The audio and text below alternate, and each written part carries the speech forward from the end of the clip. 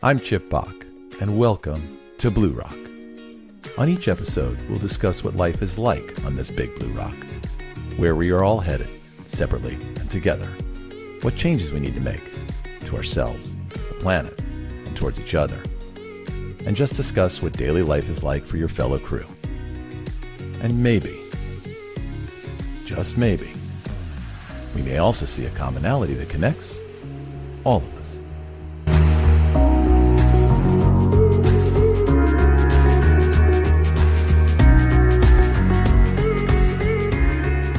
All right, welcome to another episode of BluRock. Today we've got a returning guest, Mark Anthony. Mark Anthony is a psychic explorer, also known as a psychic lawyer. He's a fourth-generation psychic medium who communicates with spirits. He's also an Oxford-educated attorney, licensed to practice law in Florida, Washington, D.C., and before the United States Supreme Court. He's traveled to mystical locations in remote corners of the world to examine ancient mysteries and supernatural phenomena. Mark also appears nationwide on TV and radio, including CBS TV's The Doctors, Gaia TV's The Beyond Belief with George Noory. He is also the co-host of a live streaming show called The Psychic and the Doc on the Transformation Network. That's, I think, every Thursday. We'll get into that in a minute. He's also a featured speaker at conferences, expos, and universities, which include Brown, Columbia, Harvard, and Yale. Mark is also a featured columnist for Best Holistic Life magazine. He's the author of 3 best-selling books. We're going to talk about one of those, a couple of them today. He's a current triple award-winning bestseller for his latest book, The Afterlife Frequency, and which is a gold winner of the COVR VISIONARY Awards. It was also considered for a Pulitzer Prize. It's ranked as one of the top books about faith in God and currently in the running for an OMMIE Award for Best Metaphysical Book of the Year 2022, and is now recommended by film legend and spiritual icon Shirley MacLaine. He's also has best-selling books, Never Letting Go and Evidence of Eternity. Please welcome, with a big round of applause, to the BluRock podcast, Mark Anthony. So, Thank Mark, how's everything going? Oh, really good. Very busy. I have all types of projects in the works and online and in-person events coming up. So, yeah, I'm as busy as ever. So, Mark, what we wanted to talk more about, obviously, for those who are following the podcast, we did an episode previously about a year ago, actually a little over a year ago now with Mark. If you want to learn more about, we talked a lot about Mark's background, kind of what he's done in his previous life, which is part of this life. And I can't remember what we talked about previous Mark's lives, but maybe we'll talk about that today, because there's that aspect too. Anyway, if you want to learn more about that, you can go back and look for that episode on Spotify, Amazon Music, iTunes, etc. But in this podcast, for this episode, I wanted to take a deeper dive related to Mark's latest book, and it's not latest; it's been out. We were just talking about this before coming on air. That it's been out since around 2021. But it's unique because Mark, and again, Mark's probably like, oh God, here he goes promoting. No, but in all honesty, Mark already had 2 best-selling books. They're both different in their own right. And then this is a different dive that we really wanted to kind of focus on today. So what I'll do first, Mark, is kind of, give us an idea, Never Letting Go and Evidence of Eternity. Give us kind of a elevator, couple of sentences about what, from your perspective, what those are, and then obviously what the Afterlife Frequency represents. Never Letting Go is the first book that I wrote, and I've been writing my whole life. That's my art form. Some people do it on canvas, some in clay, some in music. Mine's always been with words, both spoken and written. And what I found is that so many people, after the death of a loved one, Chip, are so devastated and they're in that fog and they don't know how to get through it. And I found so many of the books written by psychics and so many books written by grief counselors, they just didn't really do it. And so I wrote Never Letting Go, which the subtitle is Heal Grief with Help from the Other Side. And it's for people who are struggling to find a way through that fog. So it's a guide on the journey through grief. It was received extremely well, hit bestseller status. It's in 5 different languages, and it's recommended by hospices and grief counselors worldwide. So then I was on the Never Letting Go book tour, and people kept saying, I love your book, but I have a question. Do animals have souls? What happens to people who die by suicide? Is there a God? Is there a heaven? Is there a hell? Is there a scientific basis for all of this? So what I started doing, Chip, is I started writing down all the questions. And I was all over the country, and people were asking, and then I'd be on interviews. And so those questions became the reason why I wrote Evidence of Eternity. And I started introducing new terminology to describe spiritual phenomenon and spirit communication, because so much of it was developed in the Victorian era, during the age of spiritualism, where there was all these mediums that were very, very popular, some legitimate, some not. But I, obviously I focus on the legitimate. And then Evidence of Eternity was so well received. People started asking me, particularly men. And what's interesting, Chip, because I met you at some of my events. And normally, right. I'm a medium and I'm standing in front of let's say a crowd of 100, 200 people. There may be 3 guys there. And usually they were dragged there by their wives, because women seem to be more into this and guys aren't. And then I noticed, arms crossed, like, I don't want to be here. This is a bunch of Fruity Tunes, granola, hippie stuff. But I noticed after Evidence of Eternity, my audiences started becoming a third men, then half men. And guys started coming up to me and talking to me going, the way you explain this stuff makes sense. So there's another reason why I wrote this book too. I write about my friend Billy in Evidence of Eternity, and I also start the Afterlife Frequency in Bangkok, Thailand, when Billy and I were there. He was a linguistics genius, best friend I ever had. We met when we were 11. We grew up together, went to junior high, high school, college. After college, he went to East Asia and started teaching English to Japanese executives. And he had this gift for languages. And he invited me to come over, and I was practicing law. I took a month off, ticked off all the attorneys I worked with. Too bad. And so we had these incredible adventures in East Asia. And, Chip, one of the best days of my life, you look back on your life, and hopefully I've got many, many, many more years to go. But one of the days that stands out was the day that I performed the wedding ceremony for Billy and his wife. She was awesome. From Japan, and everybody in my life that I loved was there.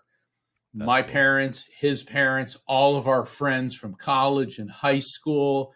I remember, and it was overlooking the ocean. It was really beautiful. And there's Billy and his wife, and he and I wrote. He quoted Groucho Marx. He wanted that in his vows, and she quoted Lao Tzu. And that's cool.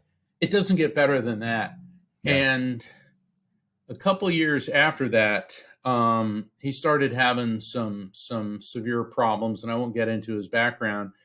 But I got a call from his wife that he was in intensive care, and that the doctors wanted to remove life support, and she didn't want to. And she said, but they want me to kill him. And I said, don't do that.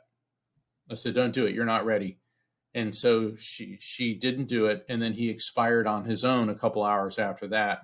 And I knew that I was being divinely guided, because he was going to pass. Yeah. And the thing about Billy is, even though both of us have been raised in the Catholic faith, as we got older, and this started in high school, he was an atheist. And of course, being a medium, I was always arguing the other side. And in Asia, particularly, every Buddhist temple, I was in there talking to the monks and praying with them. And he was like, he goes, I don't believe in this stuff, but he goes, man, you do stuff that freaks me out, and I don't know how you do it. And I Mark, said, did he just believe it was just one and done? Like, I mean, he believed it was one and done, that there was nothing. And I said, but there isn't. He goes, yeah, but there's no science, there's no technology to prove this. And everybody needs proof. Yeah. So after he passes, about a year and a half later, I was speaking at a paranormal conference at the Stanley Hotel in Estes Park, Colorado, supposedly one of the most haunted locations in North America. This is the part where we have to have a woo, in the background. Well, I had just done my presentation, and I was signing books, and a lot of the guys from TV were there, the ghost hunters, guys and girls, and a number of them were displaying spirit communication equipment, including the spirit box, which supposedly picks up on voices of spirits. And my manager, Rocky, and I know that you've met her, Rocky was walking around looking at stuff, and all of a sudden I hear Rocky yell to me, "Mark, get over here right now!" And I look up, and she and one of the ghost hunters are like freaking out. "Get over here! Get over here!" So I get up and I run over there, and I'm like, "What's going on?" There's this crowd of people forming, and out of the spirit box I hear, "Dude," and I stopped and I looked at it, and "Love you, bro." And Rocky's in tears. She goes, "Mark, that was Billy's voice." And what had happened, Chip, when she was walking by it, all of a sudden it goes, "Get Mark." And she stopped, and the ghost hunter goes, "Do you think that means you're Mark?" It goes, "Get Mark."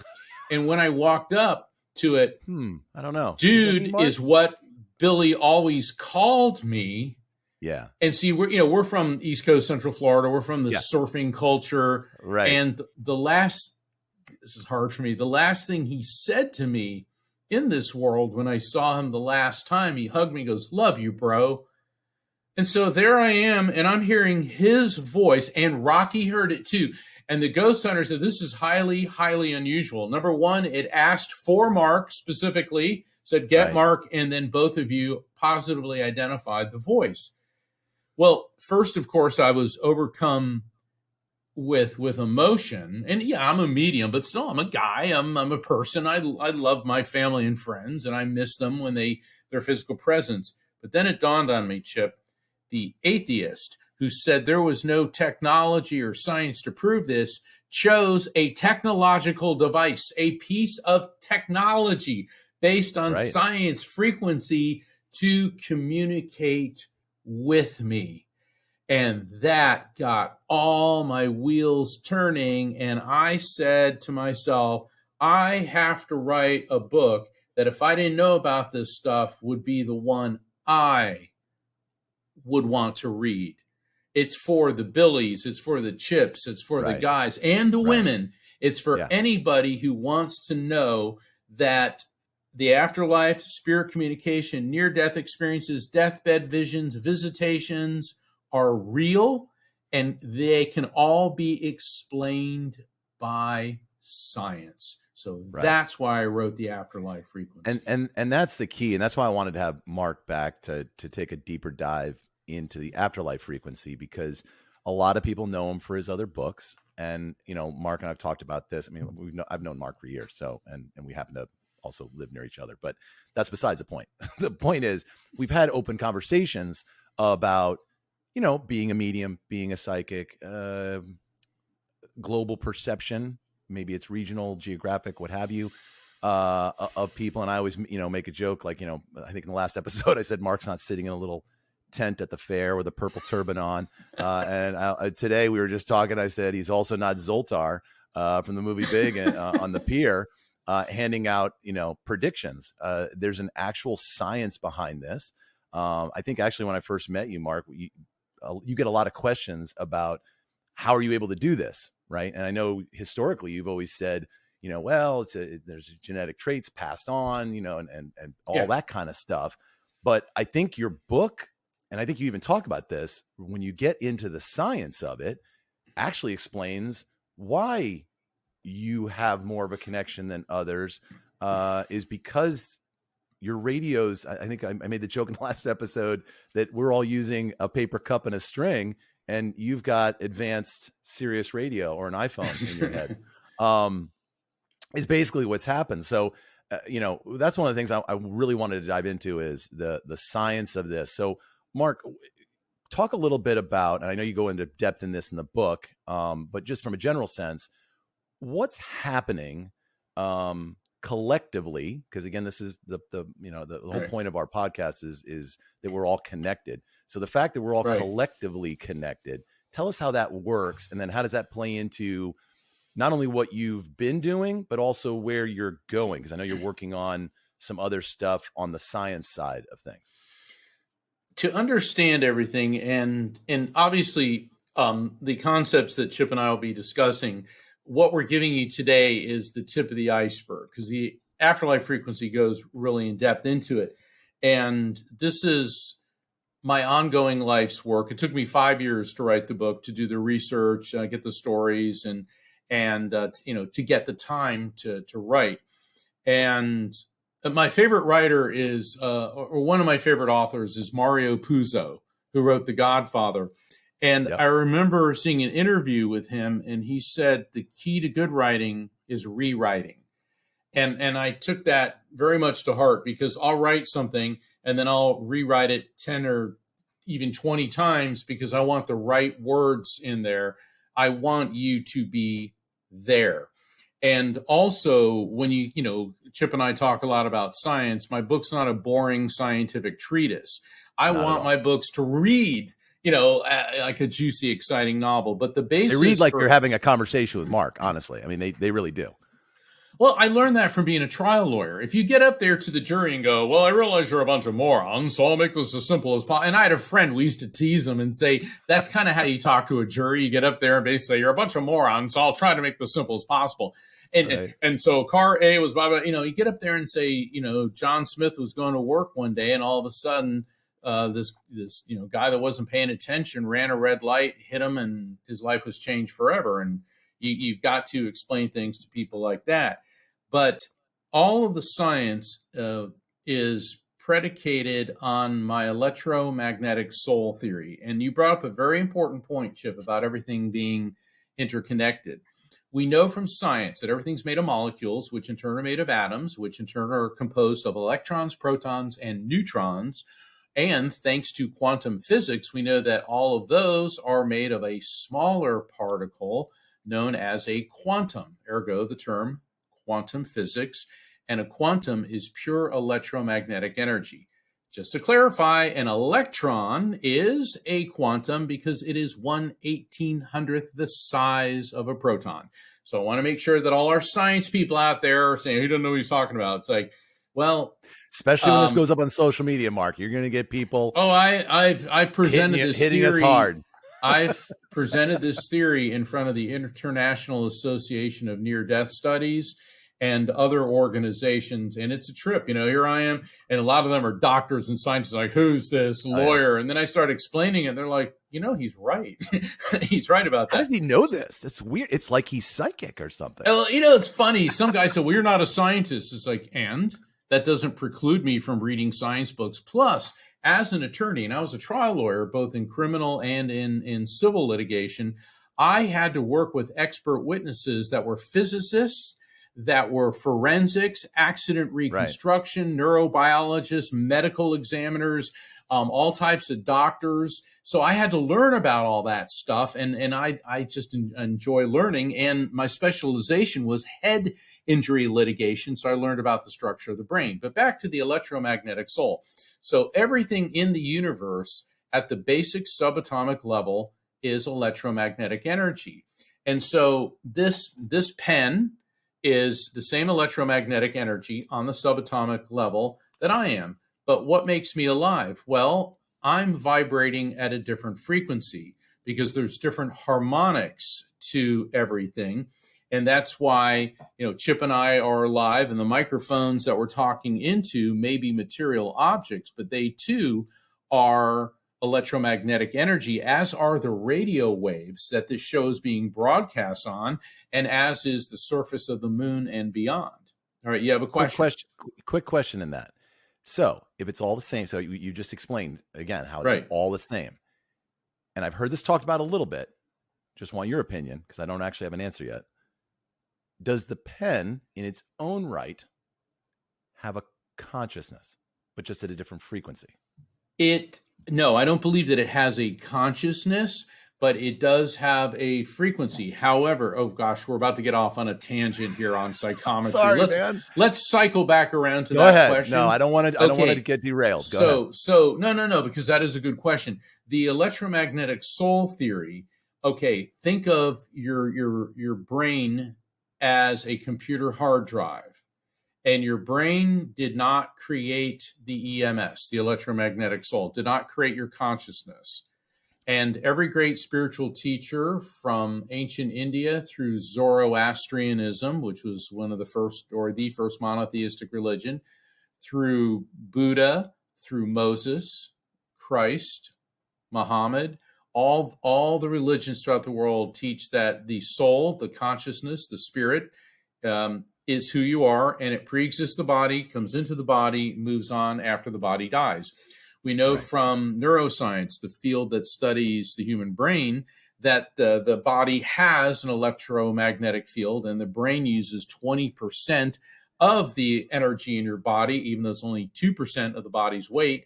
And from the laws of thermodynamics and physics, we know that energy is neither created nor destroyed, only transferred from one form to another. So electromagnetic soul crystallizes all this into a 21st century term that what we really are is pure consciousness that is eternal electromagnetic energy. And that your consciousness, who and what you are, survives, not only survives physical death, it continues on. And my good friend and colleague, Dr. Gary Schwartz, who's head of the Laboratory of Advanced Health and Consciousness at the University of Arizona, I was so honored. We were both speaking at a conference, and he was the last speaker because, he's Gary Schwartz. And he puts up a big slide of the afterlife frequency and starts talking about the electromagnetic soul. That's and he cool. said, Mark has explained this in a way that everybody can understand. He goes, but let me take it one step further. Let's look at the word soul and think of the electromagnetic soul as the source of universal love, S-O-U-L.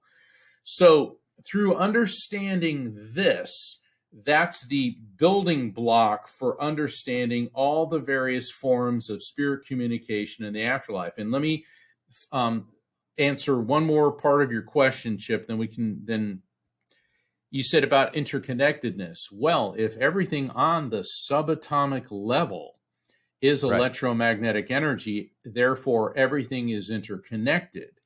And, you hear from religions, God always was, always will be. Well, on the subatomic level, according to Einstein's theory of relativity and Stephen Hawking and all the other geniuses that work in the realm of quantum physics, on the subatomic level, time as we know it does not exist, which is why when spirits come through, sometimes they'll bring up future events because they can perceive what we call the future. Also, in near-death experiences, NDEs, when people die and their electromagnetic soul, their EMS leaves their body and they encounter deceased loved ones and the divine, and then they come back. That's why it's a near-death experience. Think of it as a rubber band that you stretch and you touch the afterlife frequency, and then you come back.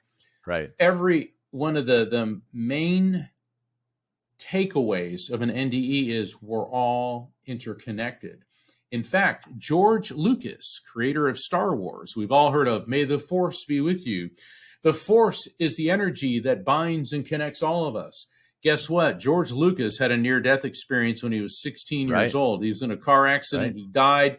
He was pronounced dead. Then he comes back to life. And then he has a draft for Star Wars within 3 to 4 years after that.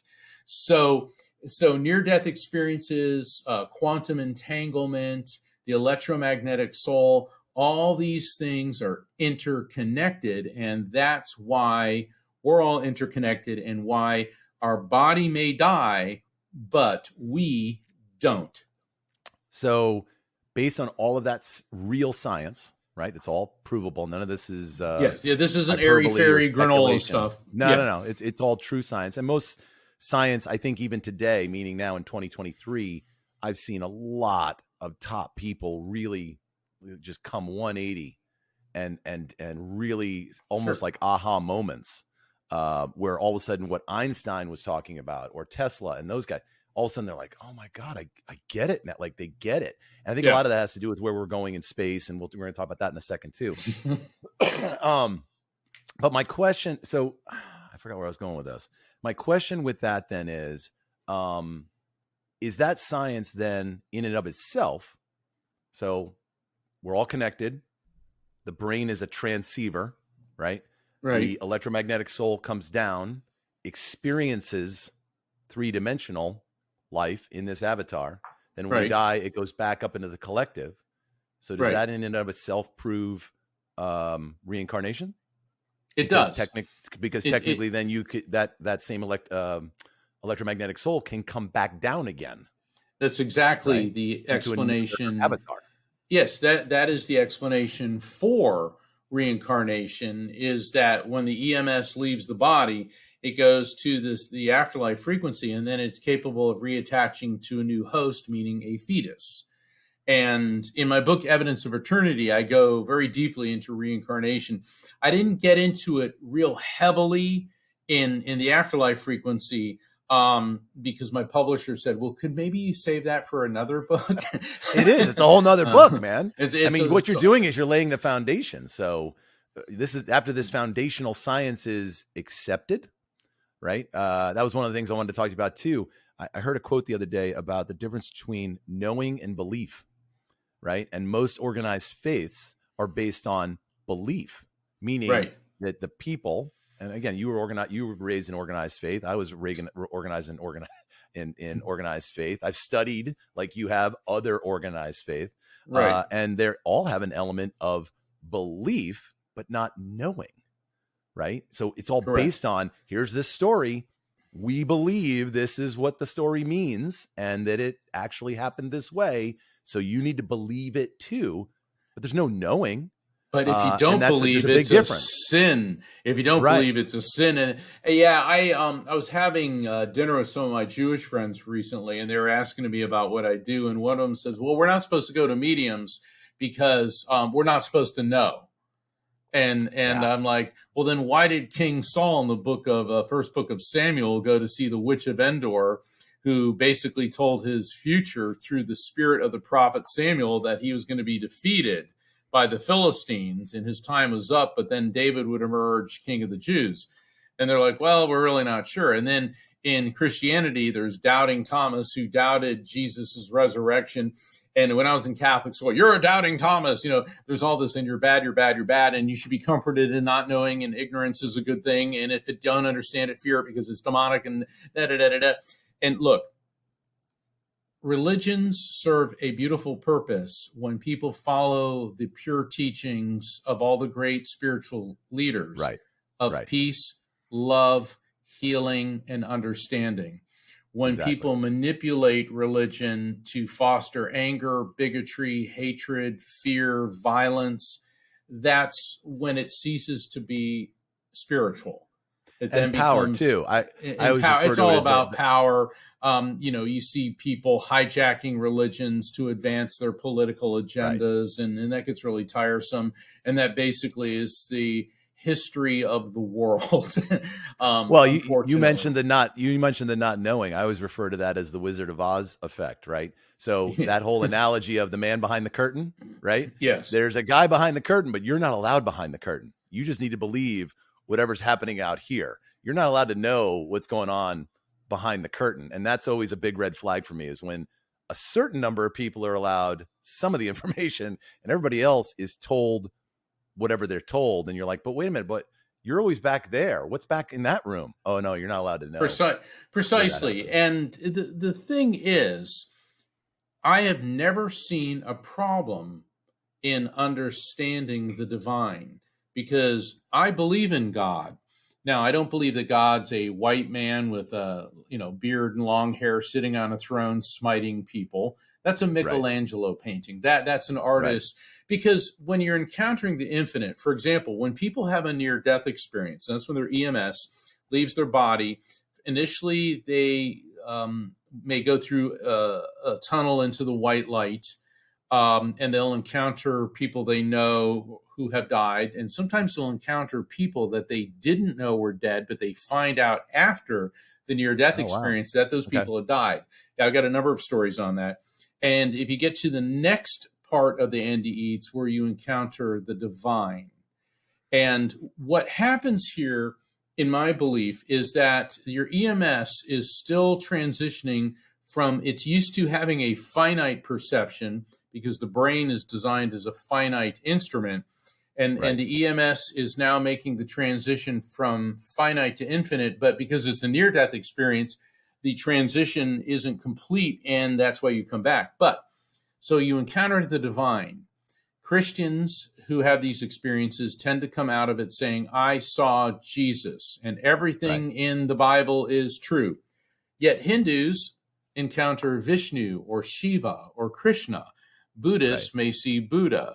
People from different religions see their deities, and then people who are atheists see something they can't quite understand.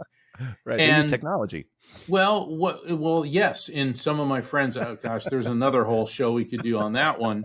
But my point is, humans anthropomorphize the divine because it's much easier for us to relate to Jesus as a person who is infinite, or if you're a Buddhist, Buddha, or Shiva, if you're a Hindu, than it is for our finite perception to try to grasp infinity.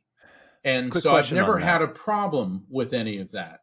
So when somebody, as you're saying, if each person, when their electromagnetic soul is leaving, they assimilate, right, to what their belief was in this particular lifetime, in this particular avatar, whatever that was. That's like the rubber band stretching. Now, when they actually pass, the rubber band's being cut. So my question to you then is there now suddenly this other does that assimilation perception during the transfer, does that suddenly change? And all of a sudden they're like, oh my God, like an awakening, almost like, wow, this is totally different than what I thought it was. Yes, the spirits that I've communicated with, and I've conducted over 15,000 readings, when they do, because sometimes people ask about God or the spirit, and they all say, yes, God exists, but not in a way that you think. And God, the divine, even the word God or divine or Shiva or Buddha or Jesus is way too limiting. They explain an energy that binds and connects all of us, very much like George Lucas's The Force, with this vast intelligence, but pure love.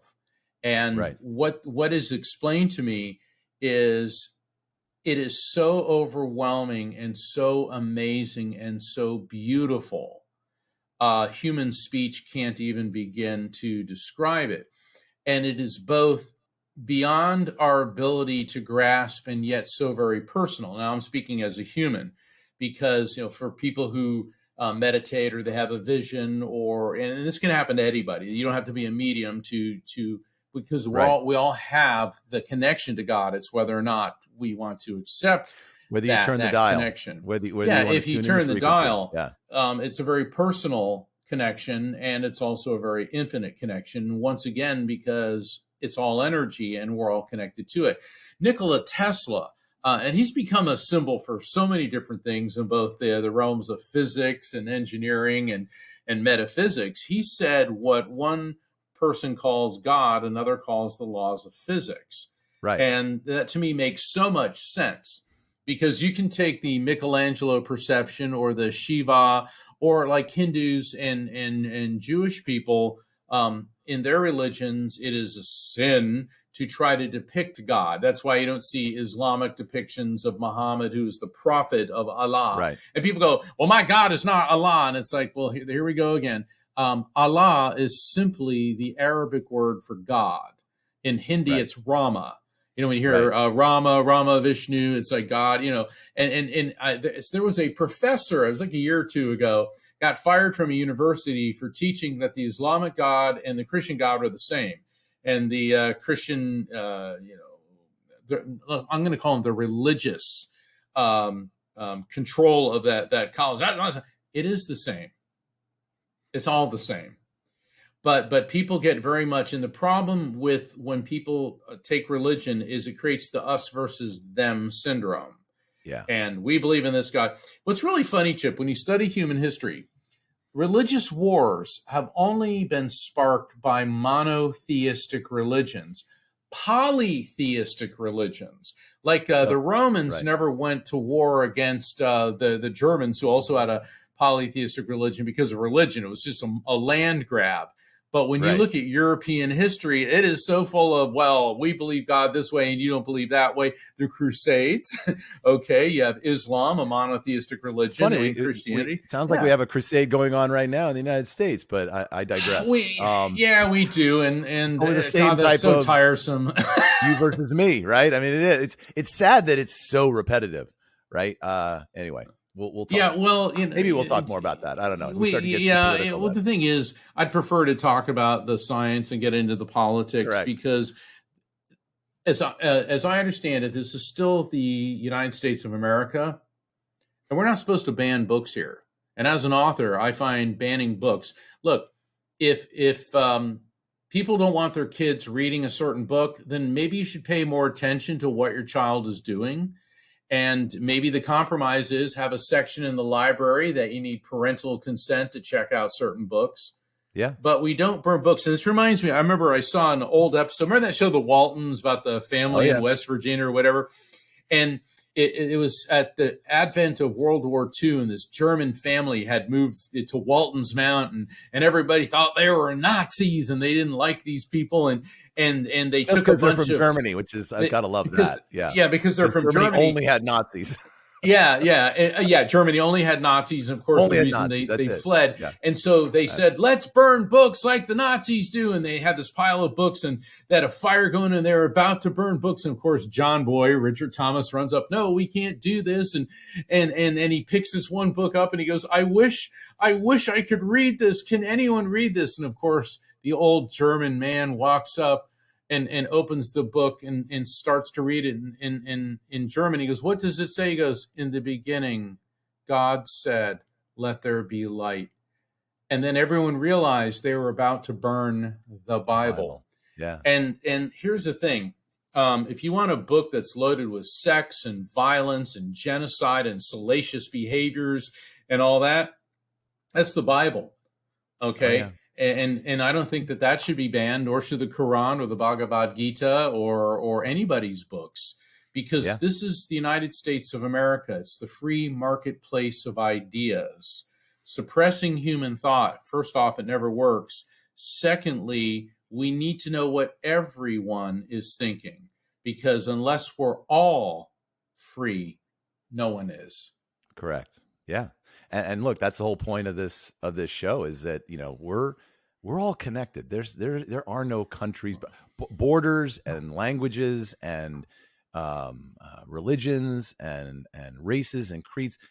Those are just dividing lines that men, and when I say men, I don't mean that women are excluded from that. I mean humanity has just used those to create division, and usually for their own self-serving purposes, right? It's very useful when you take a group of people and say, okay, I need you to believe this way. And because you believe this way, this group over here, they believe something really bad that's going to somehow damage what I've now programmed you to believe. So we need to go over there and do one of two things: either get rid of them all and take their land and riches and everything, or we need to assimilate them so that they believe the same thing. It's always the same formula, just recycle. And to your point, at some point you have to kind of go, wait a minute, this isn't real. We're being manipulated a little bit here. It's so interesting when I've connected with spirits who in this life were very famous, very rich, very powerful, and they will come through and give those as identifiers, but they convey that their material world fame and wealth has nothing to do with their status as a spirit. And so let me ask you a question. Have you ever connected with let's just say a racist who was a racist in this 3D reality? They've now passed over. They're in the collective, and they're no longer a racist? Like, has that been conveyed? They will come back and say, I behaved like this in your world, but over here it's so different. We know that isn't the way. Right. And I always find that very fascinating. In my first book, Never Letting Go, I did a reading which I write about in that. And no matter how many times I read that chapter, and trust me, I've read it a lot, and having written it, it still brings tears to my eyes. And I'm not going to give the details other than this. It's about a reading I did for a woman whose 11-year-old son was kidnapped, raped, and murdered by a serial killer, and how both her son and the killer come through during the reading. And so that would answer your question much better. I mean, instead of me going through it, because I spent a lot of time writing that. And I remember when I showed the woman that I did the reading for that, and she said it brought tears to her eyes as well. So when spirits do come through, they have the memories and the personality traits as identifiers. But once free of the brain, and see, what causes the aggression, the sociopathic behaviors, the narcissism, the violence, the viciousness, that is a function of the human brain and the ego, which I like to call edging God out, the ego. And think about it, Chip. Whenever any one of us has done something rotten to another person, unkind or feeling, were you acting out of love, or were you acting out of me?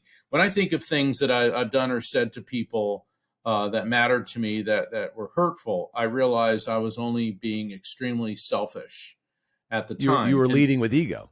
I was leading with ego.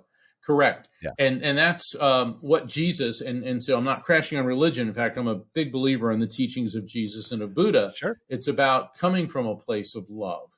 Right. Do something for somebody. What's that old saying? Character is doing the right thing when nobody's looking. Yeah. You know, when people go out on stage, me,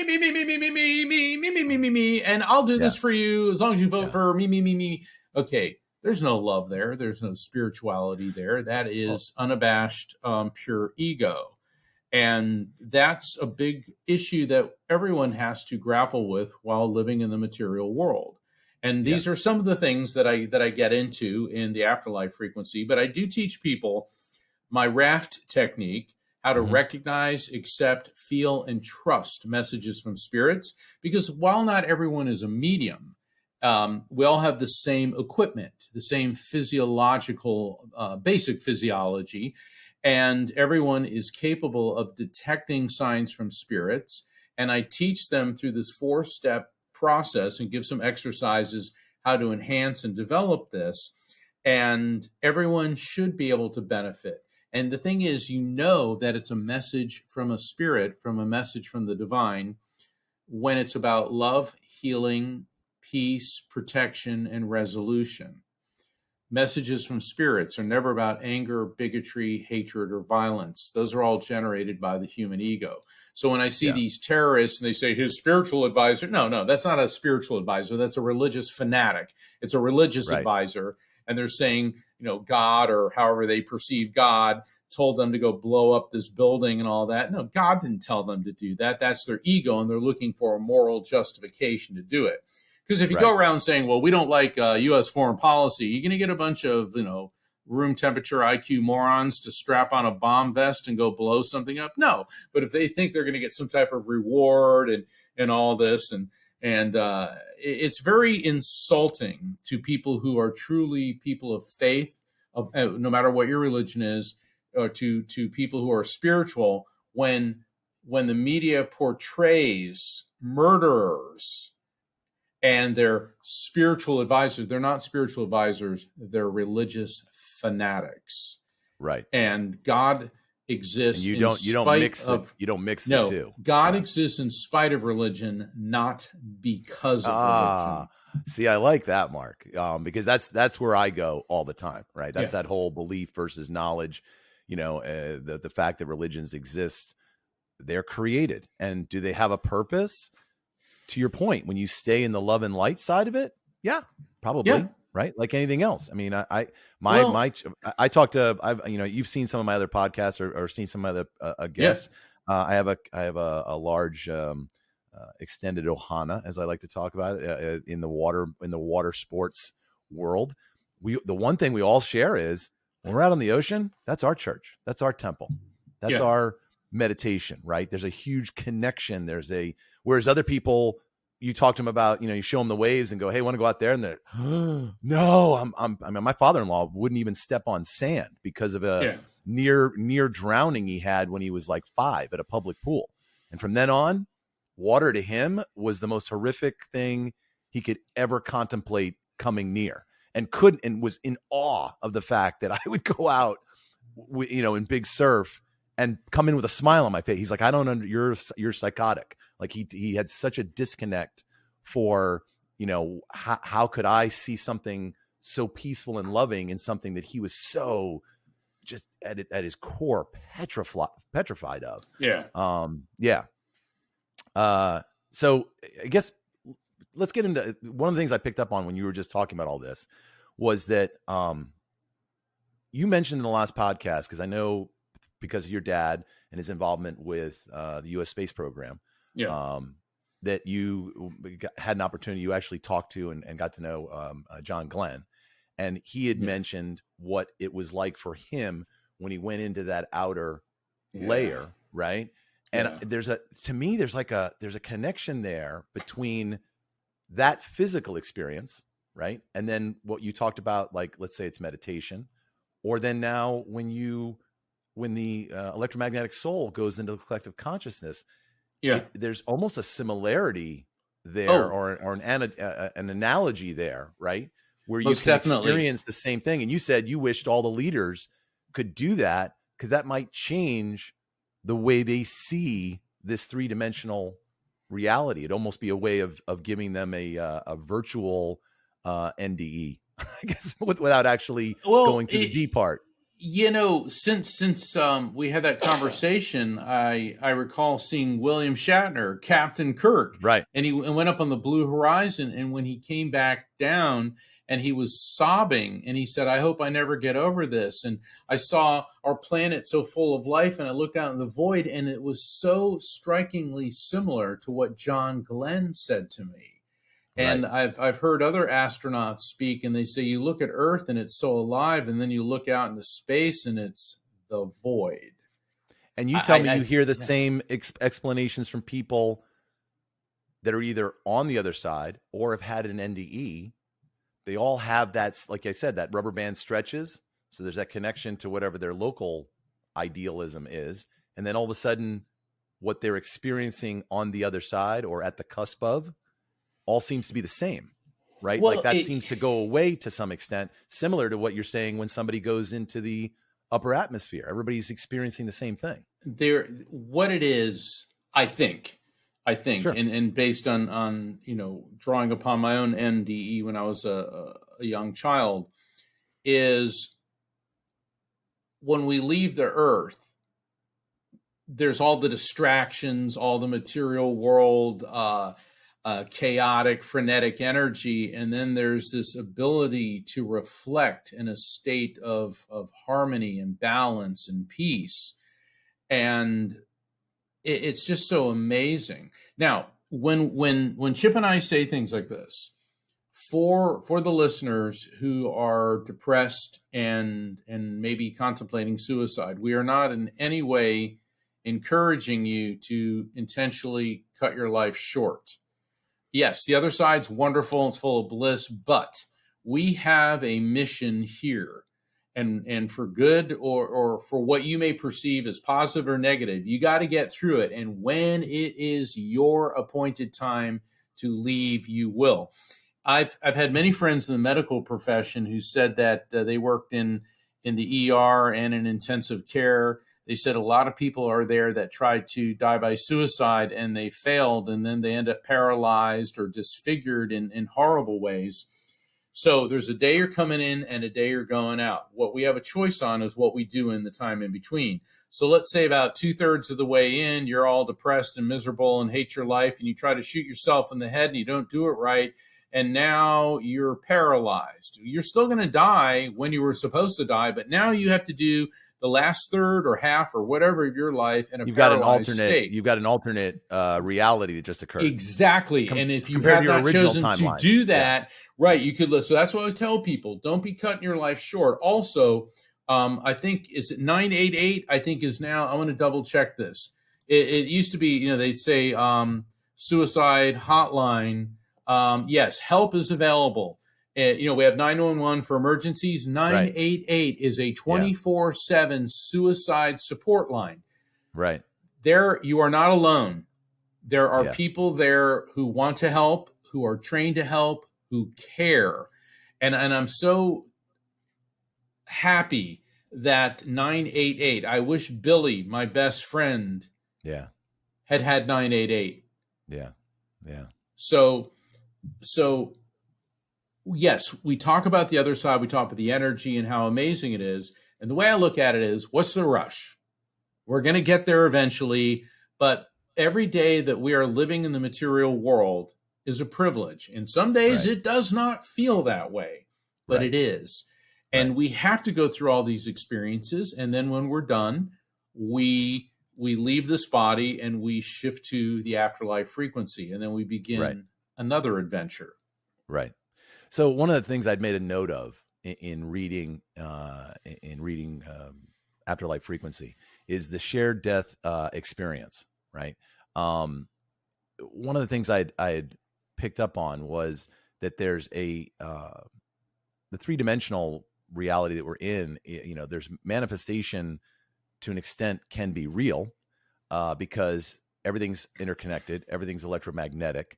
That means if we change our frequency in this three-dimensional reality, so meaning the frequency that's in our transistor, the brain, or transmitter, the brain, that we can actually alter to some extent this 3D reality. And obviously manifestation is a very big kitschy word right now. But what Mark's talking about is it also means don't go and physically manifest a different timeline for yourself, right? Be aware of the fact that there's a purpose. One of the things, Mark, I know you and I've talked about this before. There's no coincidences, right? You always talk about that, especially when you do your group readings and things like that, is because people are like, oh, that can't be you're just happen to be guessing that this bald guy who was a cowboy who only drank Coca-Cola and loved to play mini golf. That's just a coincidence. It can't be my grandfather who did all those things. And you're like, really? You're right. I just pulled that out of my head. Yeah, sure. That's just a wild coincidence. I think you need to go play the lottery right now because wow. There is no coincidence. So I guess that's my thing is, it's like a video game, right? So we're down here. If we're coming down and energy can't be created or destroyed, that's a proven scientific fact. Right. The space race and what SpaceX is doing and all the new telescopes and things are just further reinforcing all of that. This is a video game. So to Mark's point, you don't, how you play it is just part of the game. And I think sometimes we get caught in a vector of the game that isn't so pleasant. And we kind of feel like, you know what, I just want to hit the reset button and get out of here. And that's not the point. The point is to figure it out. And to your point, you're not alone. I hate the fact that everybody thinks they're alone. And we've already talked about the segregation and division that's created across the globe. That just makes people feel even more alone. And that's the whole point of this show, is that we're not alone, right? No. One quick, I want to jump in, Mark, before we finish up the episode. I want to talk to you a little bit about space, but because we kind of got on this whole talk about making sure that people realize you're not alone, there's help out there. And I know Mark feels very passionately about this. I do too. I do. Yes. I happen to be, and this is a story I'm actually going to tell about on another solo episode, but I was leaving Dr. Phillips Theater, the big Broadway theater. It's in Orlando. And my wife and I were leaving, and it was a busy, Saturday afternoon, beautiful day. And all these people are rushing by. Everybody's left the show. They're all on a high. And there was a homeless man. And to this day, and this is probably about a year ago, and to this day, his name was James. And he's sitting there. And as everybody's rushing by him, he says, we're here. We're still people, right? And everybody's going by him thinking he's asking for money. And all he wanted to do was be seen. And I'm going to get choked up now. I stopped and turned around, and I looked him dead in the eyes, and I go, James, I see you. You're not alone. Don't think that we don't see you. Don't think that you're alone in this world. That's a horrible thing to walk around with. And he was like, thank you so much. He goes, can I have a hug? I gave the guy a hug. And people are looking at me like, why is this guy hugging? So like, aren't you worried he's going to rob you? And I'm like, are you kidding me? Did you not hear this guy? He wasn't asking for anything. He just wanted to be seen. There's people on this planet that just want to be seen. That's all you need. All we need to do is see them. That's the level of love they're looking for. Wow. Chip, sorry, go ahead. No, I'm very glad you brought that up, because I want to say this to all the listeners. And what Chip did is amazing. But for everybody out there, pick up your phone. Don't text, don't send an email. Pick up your phone and call an elderly relative or friend. Call them, because, and maybe send them a card in the mail thinking of you. What do old people get in the mail? Bills and junk mail. A lot of people, when they're elderly, they feel like wallpaper. And nothing makes your day better than when a hot 22-year-old smiles at you. All right, so you have somebody that's in their 80s or 90s, and you take the time out of your day to call and say, I'm thinking about you. Yeah. Jesus talked about love and compassion, and so did Buddha, and treat others the way you wish to be treated. What Chip brought up is so incredibly important. And his example is a beautiful one of validating an elderly person, a homeless person, but we can all validate an elderly person that we know. Could be a friend or a family member. Pick up the phone. Don't text. They need to hear your voice. Better yet, if you can go see them. Oh my God, I spent a whole afternoon. And you know what? That's an afternoon you'll never regret spending with them. Yes, I heard somebody say the other day, distance is not the problem. Silence is. Yes. Right? Because that's what everybody thinks. Well, I wish I had been able to go visit my grandfather more. Did you call him? Oh no, I just wish I could have gone and visited him. But that's not the problem.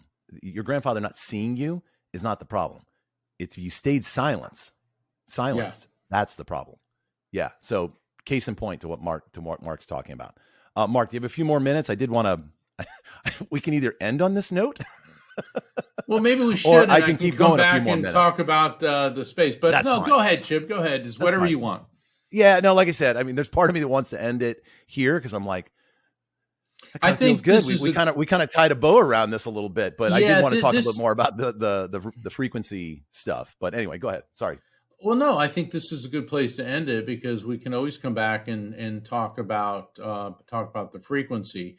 Because I think if you want to raise your own frequency, what's that old expression? Charity starts at home. Well, so does compassion. Correct. Well, listen, Mark, thank you so much yet again. And just when I think we're running out of stuff to talk about, we still have more. So we're gonna have Mark back in a ways. We'll give him another break from this big BluRock, even though he doesn't actually get a break from it because he's experiencing both sides of this universe that we're living in. For everyone that's out there, obviously Mark has his two original books that are bestsellers, Evidence of Eternity and Never Letting Go. But like Mark said, this is the one. If anything feels a little too esoteric for you, right? So I'm just talking about now in general. This is a book you can pick up, read, and it'll connect, right? It's not a science book. You'll learn about science in it, but in a way that's easy to absorb, easy to take away with. Mark, you talked about your raft technique. I always feel like when you describe that, and again, he goes into more detail on that in this book, the T is the toughest part for everybody, right? It's that trust. Because that trust is, well, wait a minute, Mark, I get the first three. I can do that. I can see and experience and be more open to the communications or what's happening. And remember that there's no coincidences and all those types of things. But now you're asking me to trust that it's real, right? And that's what Mark really explains very well in here, is that the science, if for anything else, that will help you figure out that it's real, and that'll give you your T. Because the T, I always feel like for the people I speak with, and I know Mark, you see this a lot, is that big hurdle. man, because they're just kind of like, yeah, I'm not buying it. It's just because they don't want to trust, right? They can't actually get there. Anything, Mark, you got anything coming up soon before we sign off? Oh, I've got a lot of events coming up. So I'm going to invite everyone to visit my website, which is afterlifefrequency.com, just like my book, Afterlife Frequency. And I invite you to sign up for my newsletter. You can find out about booking a one-on-one session. You can find out about subscribing to Best Holistic Life magazine. And I've got a number of light circle events online, which are limited to 6 people. That way everyone is guaranteed a reading.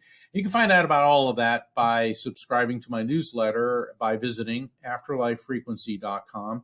I want to thank you, Chip, for having me on the podcast. I know we had so many more things we want to talk about, but hey, I look forward to coming back. It's how our conversations always go, Mark. What is the country western song? We let the universe take the wheel. I kind of altered it a little bit, but that'll work. Yeah, we'll just, I'm going to try and keep it a little bit more. On that note, yeehaw and namaste. And for everybody on the podcast, please remember, find peace, lead with love, and live aloha.